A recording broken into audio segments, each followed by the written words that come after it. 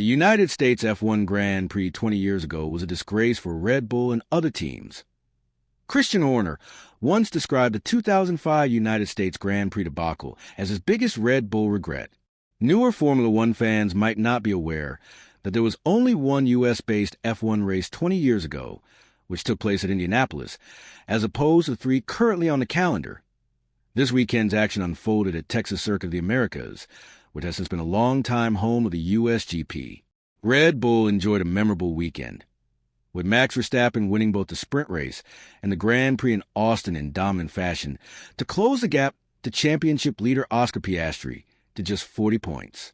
But as the Dutchman eyes a potentially historic fight back to land his 5th successive title, Horner watched the action unfold from back home, having been abruptly sacked as team principal and chief executive in July after almost 2 decades in charge of the F1 team. Horner was relieved of his duties with immediate effect despite overseeing huge success, including 8 drivers' championships and 6 constructors' championships. The 51-year-old admitted earlier this year that he poured his heart and soul into the F1 team. While still in charge, the Brit was asked by Planet F1 in June about the one thing he'd change from his time in charge of Red Bull if he had a time machine. But Horner didn't name his texting scandal, past rows between drivers such as Sebastian Vettel and Mark Webber, or the departure of design chief Adrian Newey in 2024.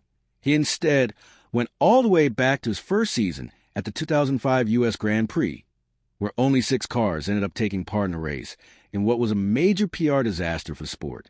The rest of the field withdrew on the advice of tire suppliers Michelin, who said their compounds were not safe for the track layout, leaving fans furious with the lack of action.